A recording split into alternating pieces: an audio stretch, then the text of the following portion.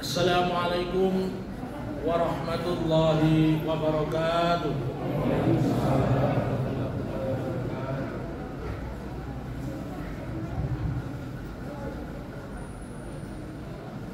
Alhamdulillah, alhamdulillahi sadaqa wa'dah, wassalatu wassalamu ala Muhammadin la nabiyya ba'dah, wa ala alihi wa sahbihi wa amma ba'du, fala hawla wa la quwwata illa billah. Hadirin jamaah salat Isya dan insyaallah dirangkaikan dengan salat sunat tarawih berjamaah. Alhamdulillah, pada malam hari ini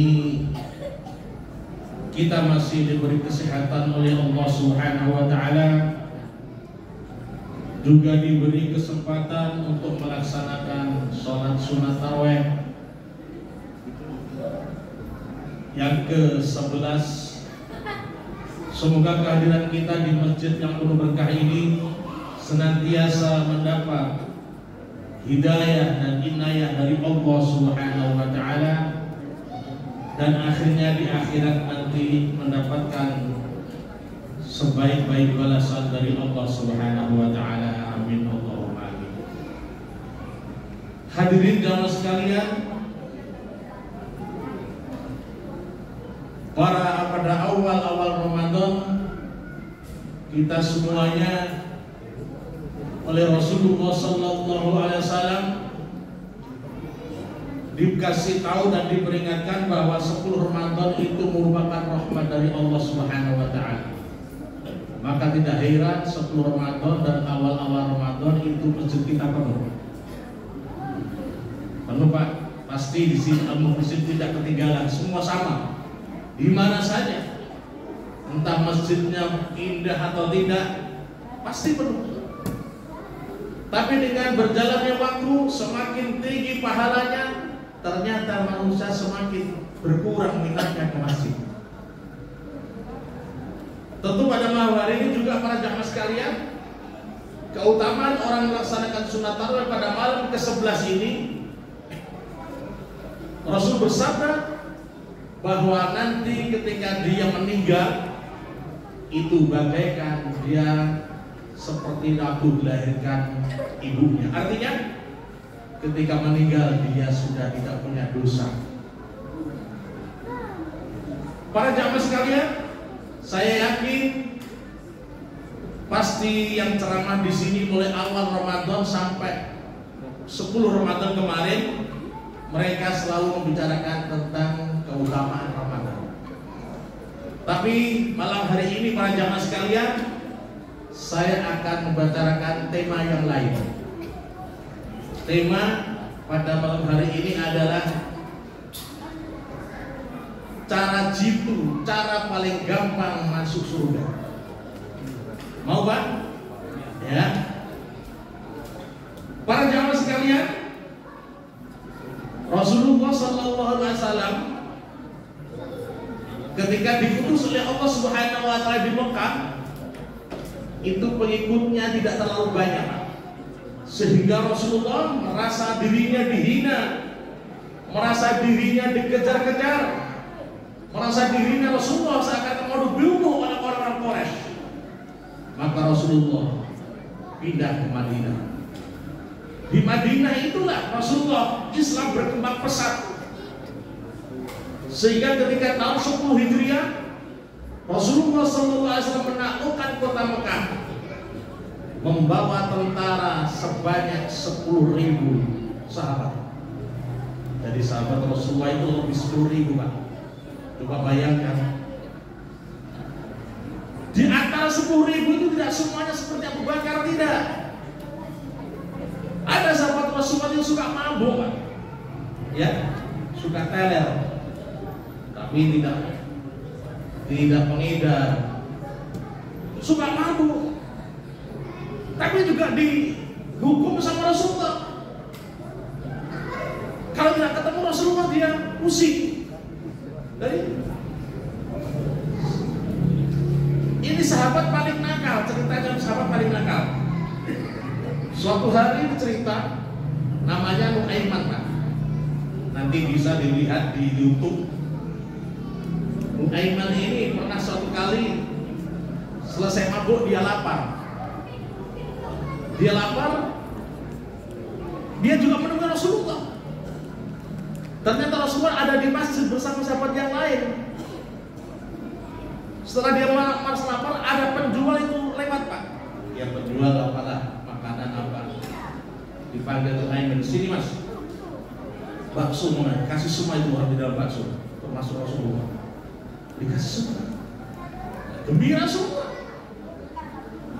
Lalu selesai makan,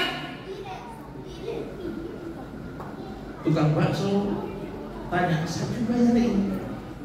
Itu yang salah itu. Siapa? Rasulullah dikerjai.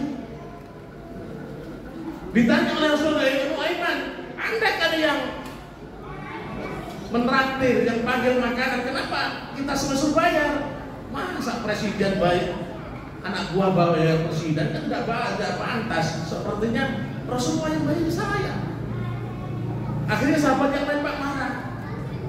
Nuaiman, Anda ini tiap hari bersama Rasulullah, tapi Anda ini selalu bikin Rasul kecewa. Semoga Allah melaknatmu, Nuaiman. Apa kata Rasul? Jangan kau bilang begitu, sahabatku. Bagaimanapun juga Nuaiman ini sahabat yang cinta padaku dan cinta Allah Subhanahu wa Ta'ala. Jadi kalau ada seseorang yang suka tele, suka mabuk, tapi masih mau ke masjid, masih bagus, Pak. Ya, jangan sampai di masjid kita asingkan. Itu sahabat Rasulullah itu Nuaiman. Nuaiman ini sehingga dia bertanya pada Rasulullah, adkhilni bi amalin wahidin adkhil bil jannah. Dullani ala amalin wahidin adkhil bil jannah. Ya Rasulullah, tunjukkan kepada saya amal-amal yang paling gampang tapi gampang masuk surga. Ini Nuaiman. Tidak sama Abu Bakar, Utsman, tidak sama. Kepingin dia amalan paling gampang, paling ringan, tidak terlalu capek, tapi cepat masuk surga. Apa aja Rasulullah? Kun mu'adzina qaumika.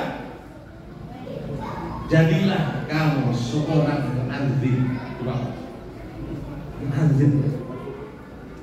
Para jamaah sekalian, maaf Pak, saya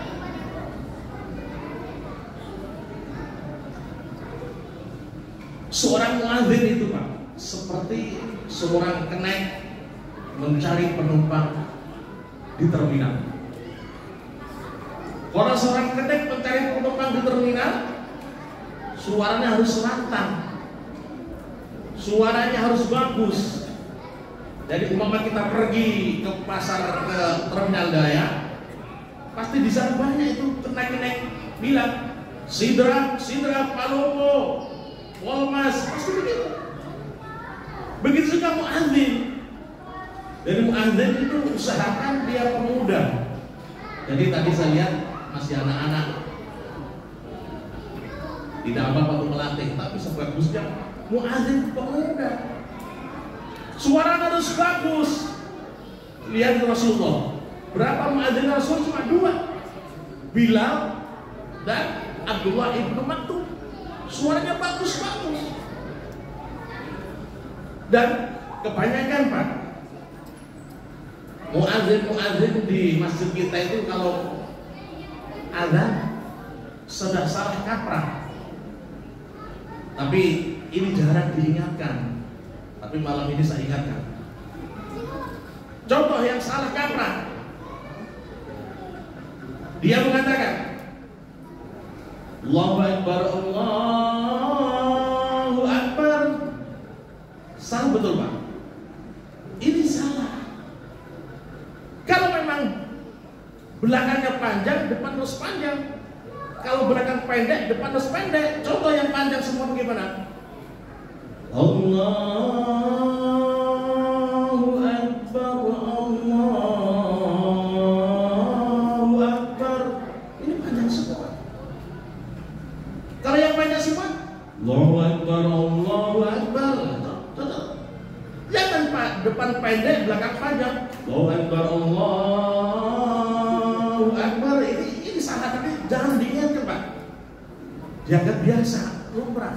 Padahal salah. Salah yang kedua, biasa itu kalau muadzin azan waktu subuh, Salatu khairum minan naum. Nyanyi, tapi salah. Itu kalau diterjemahkan bahasa Indonesia, sholat itu lebih bagus daripada tidur. Yang panjang sholat apa tidurnya, Pak? Tidurnya. Akhirnya tidak bangun-bangun. Yang benar bagaimana?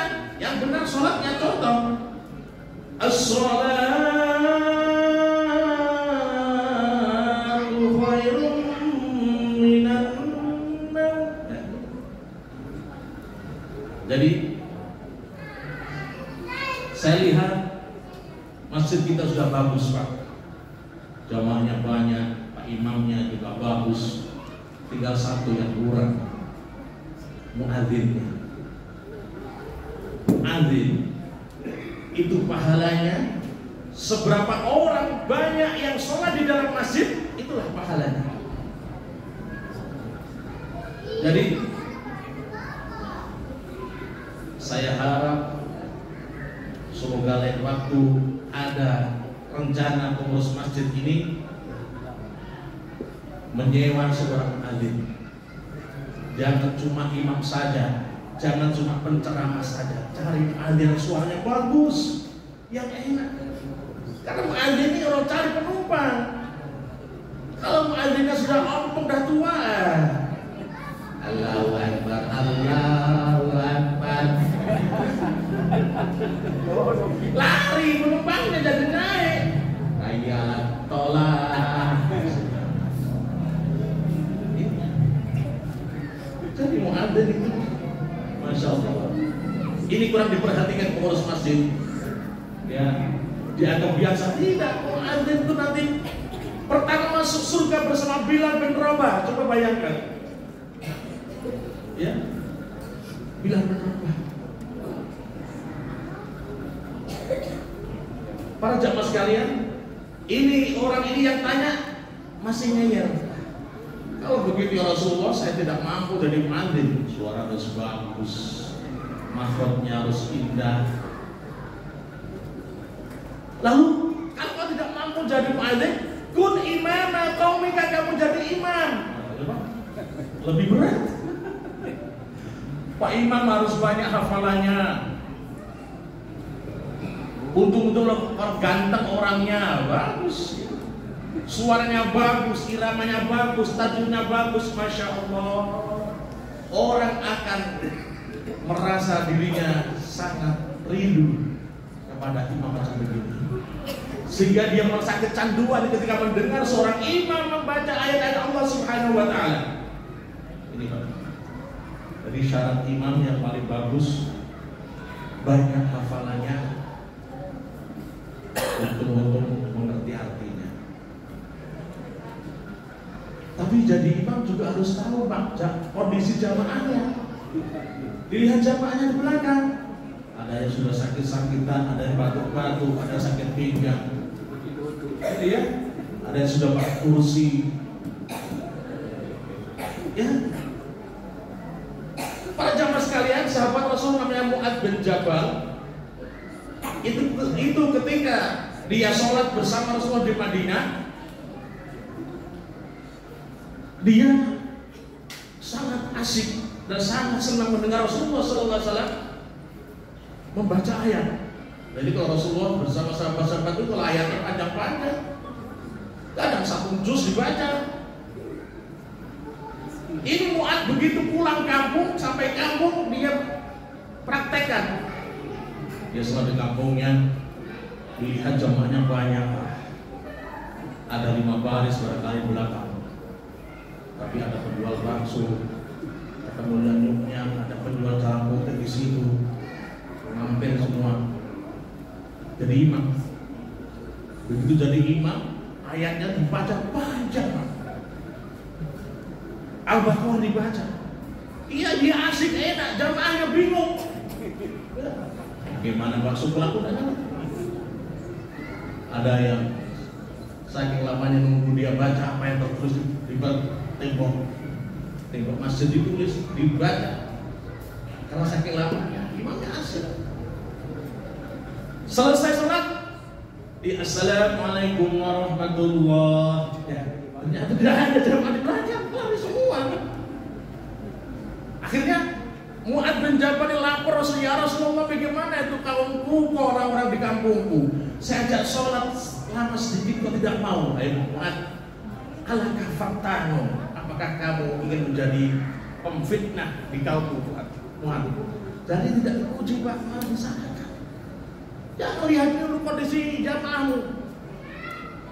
Ini jadi imam harus dilihat kondisi jamaahnya. Ada juga satu cerita lagi. Di Kufah itu ada seorang imam masjid besar. Dia suka membaca ayat surat Al-Ikhlas. Jadi rakaat pertama Al-Ikhlas, kedua Al-Ikhlas, Maghrib juga begitu, Isya juga begitu. Bukan 1 hari 2 hari, bertahun-tahun. Kadang ada ayat sedikit Al-Ikhlas tidak pernah ketinggalan. Ya ayyuhan nasu ubudu rabbakum alladzi khalaqakum walladzina min qablikum la'allakum tattaqun. Qul huwallahu ahad. Pasti ada. Akhirnya jamaahnya juga bosan. Ini Pak imam dibayar mahal-mahal, kenapa Al-Ikhlas terus? Padahal dia juga hafal. Akhirnya jamaah mengadu pada Rasulullah, ya Rasulullah, coba diganti itu imamku ya Rasul. Maka dibaca surat Al-Ikhlas terus. Ditanya Pak imamnya, ini Pak imam, apa alasanmu? Kamu kok jadi imam surat Al-Ikhlas? Kamu kan sudah hafal Al-Quran, banyak hafal ayat. Ya Rasulullah, saya senang surat Al-Ikhlas karena surat Al-Ikhlas itu adalah menerangkan sifatnya Allah Subhanahu wa Ta'ala, tidak ada yang lain. Coba kita lihat di surat Al-Ikhlas. Qul huwallahu ahad. Katakan Muhammad bahwa Tuhan adalah Allah yang Maha Satu. Allahus Samad, Allah tempat meminta. Lam yalid wa lam yulad, tidak beranak dan tidak dianakkan. Wa lam yakul lahu kufuwan ahad, dan tidak ada yang menyamai. Tidak ada pujian yang lain, semuanya memuji Allah Subhanahu wa Ta'ala. Dari lagi itu Rasulullah sangat senang membaca surat Al-Ikhlas. Maka turunlah wahyu dari Allah bahwa Allah Subhanahu wa Ta'ala mencintai seorang imam yang selalu melanggengkan surat Al-Ikhlas. Jadi para jamaah sekalian, inilah. Jadi Pak Imam jangan merasa gengsi kalau baca Al-Ikhlas, ya. Karena Al-Ikhlas sekali lagi, kalau keliru dan kalau salah, biar anak-anak bisa ingatkan. Tapi kalau baca surat Al-An'am, Alhamdulillahilladzi khalaqas samawati wal arda wa ja'ala dzulumati wan nur. Tidak bisa, enggak ada yang ngaku. Itu disebut kelebihannya. Para jamaah sekalian, ini yang bertanya juga masih tidak. Ya Rasulullah, terlalu berat jadi imam. Kalau tidak bisa jadi muadzin, tidak bisa jadi imam, tidak bisa. Kun fis shafil awal, maka kamu sholatlah di shaf yang pertama. Coba Pak, ini paling gampang masuk, cara paling gampang masuk surga. Cari shaf yang pertama ketika sholat. Jadi para jamaah sekalian, shaf yang pertama ini oleh panitia disiapkan untuk orang yang pertama kali datang ke masjid. Bukan disiapkan untuk Pak Bupati, bukan Pak Lurah, bukan Pak Camat, bukan. Tapi shaf yang pertama dipersiapkan bagi orang yang datang lebih dulu. Dan kalau Bapak ini datang lebih dulu, jangan mencari tempat di belakang, cari tempat yang ada di depan.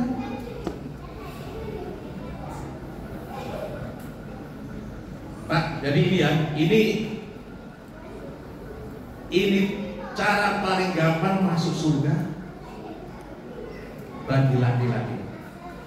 Pasti ibu bilang di belakang, "Kita jadi imam kan bisa lagi, perempuan tidak bisa, muadzin tidak bisa, so pertama juga tidak bisa." Kalau perempuan paling gimana cara paling gampang masuk surga?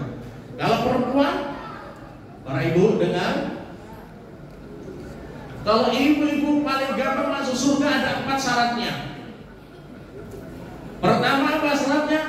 Idza sholat khamsaha. Ketika perempuan-perempuan mau melaksanakan sholat 5 waktunya, menjaga sholatnya, wa sholat syahraha, dan puasa di bulan Ramadan. Syarat yang ketiga, wa hafidhat farjaha, dan perempuan mau menjaga harga dirinya. Yang keempat, wa ta'at zaujaha, dan taat kepada suaminya. Fadkhulil jannah haitsu syi'ti, maka perempuan silahkan Anda masuk surga sesenang Anda lewat pintu mana saja. Jadi tadi kalau bapak-bapak, cara paling gampang masuk surga ada 3. 1 jadi muadzin, kalau tidak mampu jadi muadzin jadi imam. Kalau tidak bisa jadi imam, carilah ketika sholat shaf yang pertama. Dan bagi ibu-ibu, cara paling gampang masuk surga ada 4, yaitu menjaga sholatnya, melaksanakan puasa di bulan Ramadan, taat pada suaminya, dan mampu menjaga harga dirinya.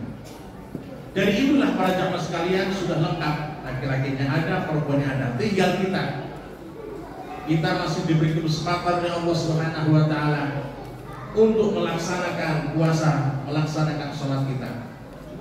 Akhirnya para jamaah sekalian, marilah kita sholat sunat tarawih secara berjamaah, yang keutamaannya tadi sudah saya sampaikan, bahwa ketika nanti kita akan meninggal, Allah Subhanahu wa Ta'ala mengampuni dosa-dosa kita. Demikian sekian, ihdinas shiratal mustaqim. Wassalamualaikum warahmatullahi wabarakatuh.